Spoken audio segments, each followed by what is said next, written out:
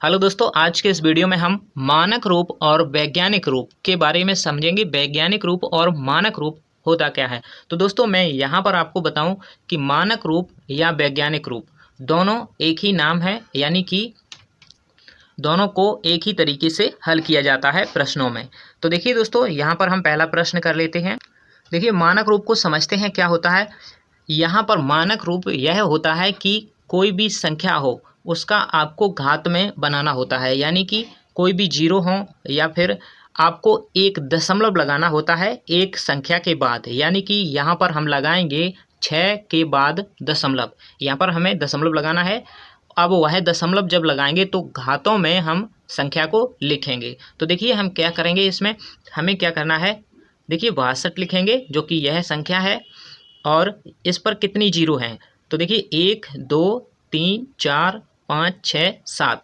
तो यहाँ पर इसका गुणा हम अगर इन संख्याओं में करें, यानी इस संख्याओं में करें, जो कि 1 पर घात कितनी होगी, 7 होगी।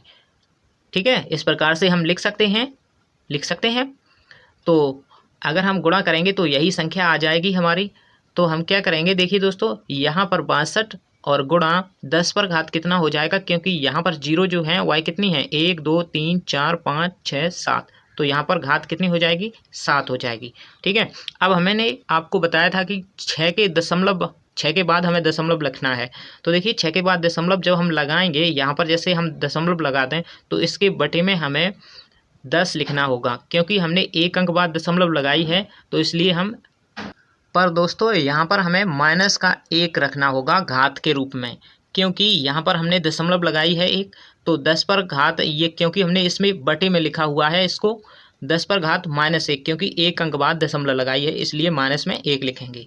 तो देखिए अब हम इसे कैसे सॉल्व करेंगे, 6.2 लिखेंगे और गुणा में कितना है, 10 पर घात 7, और यह आपका 10 पर घात -1 है जो कि बटे में है, उसको आपको गुणा में कर लेना है। अब जब गुणा में करेंगे तो प्लस का 1 घात हो जाएगा। ठीक है दोस्तों, तो देखिए अब हमें क्या करना है, 10 पर घात यहाँ 7 है और 10 पर घात यहाँ 1 है। तो कैसे लिखेंगे, 6.2 और 10 पर घात हो जाएंगी कितनी, 7 और 1 8। तो यह हो गया आपका मानक रूप। ठीक है दोस्तों, तो इस प्रकार से हम मानक रूप या फिर वैज्ञानिक रूप में संख्याओं को करते हैं। तो अब दूसरा प्रश्न देख लेते हैं। यह जो संख्या है दोस्तों 0.0008 को वैज्ञानिक रूप में लिखना है हमें। तो हम कैसे करेंगे, देखिए दोस्तों, हमने आपको बताया था कि हमें दशमलव संख्या के बाद लगाना है। तो अगर हम यहाँ पर इस संख्या को लिखें, कैसे सॉल्व करेंगे, यहाँ पर देखिए 8 लिखा हमने सबसे पहले।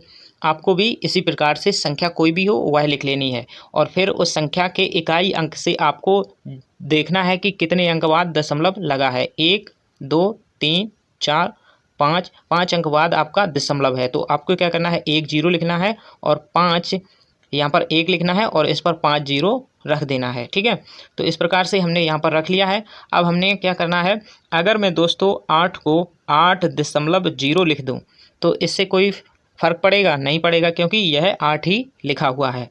तो देखिए अब हम इस 10 पर, इसे अगर हम 10 पर घात के रूप में लिखें तो कितनी बिंदी हैं, यहाँ पर कितनी जीरो हैं, तो 5 हैं। तो 10 पर घात 5 हो जाएगा यहाँ पर।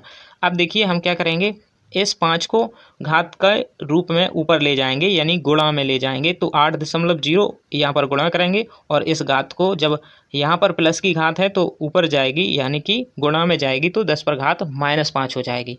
तो बस यही आपका आंसर हो गया। ठीक है दोस्तों, तो इस प्रकार से आप वैज्ञानिक रूप में संख्या को लिखते हैं। तो मानक रूप और वैज्ञानिक रूप लगभग एक ही होता है। और हमें आप एक क्वेश्चंस मैं आपको दूंगा, इस क्वेश्चन का आंसर आप कमेंट बॉक्स में बताइए, 2,20,00,000 को हम मानक रूप में कैसे लिखेंगे। ठीक है दोस्तों, तो आप कमेंट कीजिएगा इस प्रश्न का आंसर। मिलते हैं अगली वीडियो में। Thanks for watching.